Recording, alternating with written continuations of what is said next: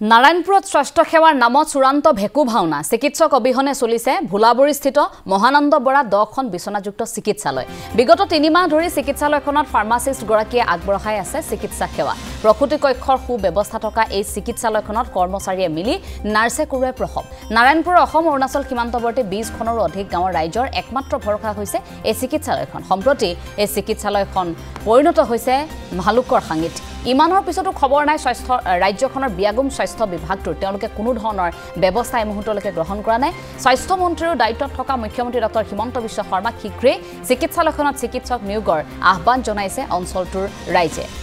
3 মাহ ধৰি এই চিকিৎসালয়খনত ফাৰ্মাচিষ্টে চিকিৎসা সেৱা আগবঢ়াই থাকিব লগা হৈছে চিকিৎসালয়খনৰ কৰ্মচাৰীয়ে মিলি নাৰ্ছে প্ৰসূতিক প্ৰসৱ কৰোৱে গতিকে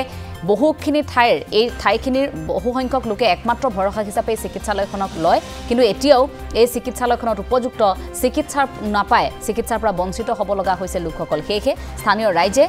মুখ্যমন্ত্ৰী ডক্টৰ হিমন্ত বিশ্ব শৰ্মাক এই চিকিৎসালয়খনত উপযুক্ত চিকিৎসক নিযুক্তি দিবলৈ আৰু 10খন বিছনাযুক্ত এই চিকিৎসালয়খন যাতে সকলোখিনি কাম-কাজ সুকলমে হয় ৰোগীৰ স্বাস্থ্যৰ প্ৰতি সকলোৱে দৃষ্টি নিবদ্ধ ৰাখক এই কথাখিনি এতিয়া দাবী উত্থাপন কৰিছে স্থানীয় ৰাইজে গোটেই বিষয়টোৰ সন্দৰ্ভত মুখ্যমন্ত্ৰীগৰাকীৰ হস্তক্ষেপ বিচাৰিছে অঞ্চলটোৰ ৰাইজে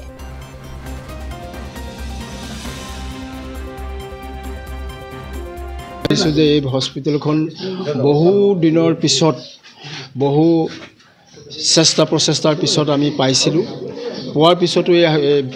হস্পিটেলখনৰ কোনো সুবিধা আমি বিশেষভাৱে সুবিধা পোৱা নাই এজন ডক্টৰে চলিছে মাজতে এজন ডক্টৰ দিছিলে আয়ুৰ্বেদিক ডক্টৰ তেওঁক ইয়াৰ পৰা লৈ যোৱা হ'ল আৰু সেই কাৰণে এই বৃহত্তৰ অঞ্চলটোৰ কাৰণে এই হস্পিটেলখনে একমাত্ৰ হস্পিটেল হিচাপে আছে যদিও ডক্টৰৰ অভাৱত আমাৰ ৰাইজে যথেষ্ট অসুবিধাৰ সন্মুখীন হৈছে যথেষ্ট ৰোগীৰ ভিৰ হয় ইয়াত এজন ডক্টৰ আছিলে তেখেতেও বৰ্তমান ছুটিত গুচি যোৱাৰ কাৰণে এই ভিতৰুৱা অঞ্চলটোত এনেকুৱা অসুবিধা হৈছে যে আমি মানে আচলতে বৰ্ণনা কৰি শেষ কৰিব নোৱাৰোঁ ৰোগীৰ কেতিয়াবা লাইন হৈ যায় সেয়া আমি আমাৰ বিভাগীয় কৰ্তৃপক্ষ বা আমাৰ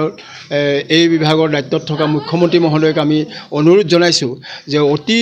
সোনকালে ইয়াত এজন ডক্টৰ দিবৰ কাৰণে আমি অনুৰোধ জনাইছোঁ একমাত্ৰ এখনেই প্ৰাথমিক চিকিৎসালয় যিখন 10খন বিছনাযুক্ত মহানন্দ বৰা চিকিৎসালয় কিন্তু তাত এতিয়া বৰ্তমান দেখা গৈছে যে স্থায়ী ডক্টৰ নাই আমাৰ অতি শীঘ্ৰে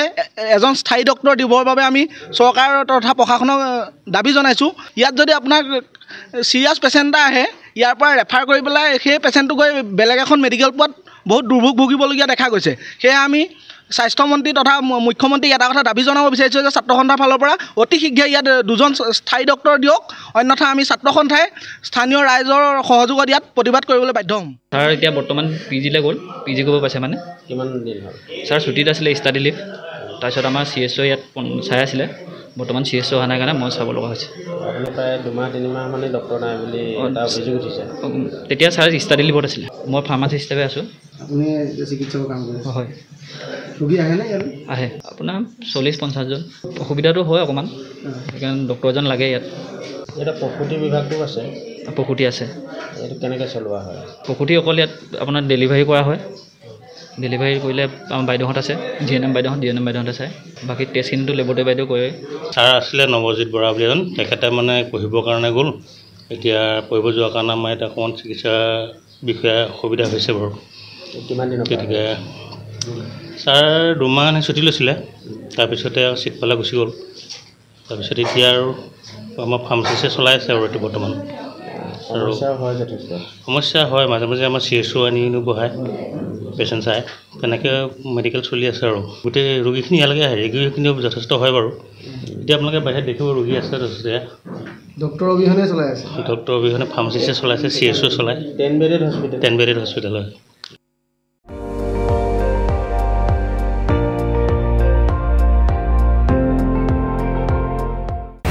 আপুনি চাই আছে ND24 সৰ্বশ্ৰেষ্ঠ নহয় সৰ্বোত্তমৰ দৌৰ